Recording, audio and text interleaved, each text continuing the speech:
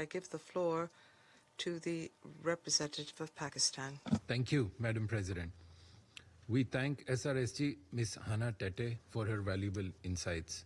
We appreciate her significant outreach efforts to a diverse range of stakeholders in a short period aimed at promoting peace and stability in Libya. We welcome the participation of the permanent representative of Libya in the meeting. We have carefully noted the contents of the report by the Secretary General on the political, security and economic developments in the country and the activities of UN support mission in Libya. The role of the mission is critical in facilitating the political process. Pakistan believes that a Libyan-led and Libyan-owned process remains the key.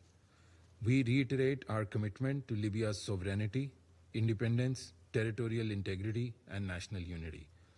A peaceful and united Libya will be a catalyst for the prosperity of its people and the region. Madam President, we note the progress made by the Advisory Committee in identifying the contentious issues within the electoral framework and exploring options to address them. It is encouraging that the Secretary General in his report stated that the response to the announcement of the political process was largely positive during SRSG's meetings with all relevant parties. Initiating and conducting a national dialogue are vital steps that could help break the political deadlock. Moreover, the steps taken by the High National Election Commission towards holding the second phase of municipal council elections in Libya for 63 municipalities across the country is also a welcome development. Such incremental steps are likely to augur well in creating the right kind of momentum for steering the country towards holding of national elections. We have also taken note of the challenges that Libya is facing. As the Secretary General reported, the overall security situation showed signs of further deterioration due to conflicts over territorial control.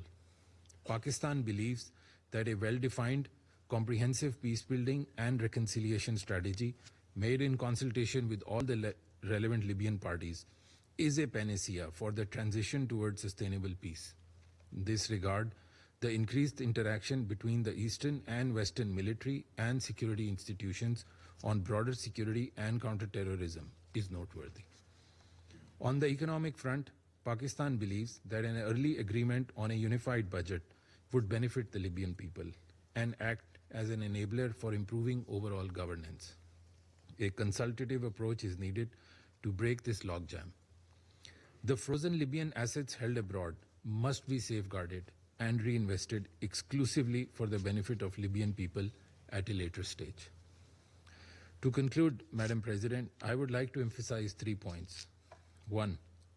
We encourage all Libyan stakeholders to maintain the momentum for constructively addressing all outstanding issues through meaningful dialogue, paving the way for the unification of all institutions. 2. Pakistan believes that lasting peace and stability in Libya can be achieved through free, fair and transparent presidential and parliamentary elections. The Advisory Committee should establish a clear roadmap and pathway towards this goal. 3. The political reconciliation process should be Libyan-owned and Libyan-led, offering peace dividends to all citizens and focusing on an equitable distribution of national resources. Madam President, to conclude, I would like to underscore that Libya, a brotherly country to Pakistan, will find in us an unwavering partner dedicated to supporting its journey towards peace, development and prosperity. I thank you very much. I thank the representative of Pakistan for his comments.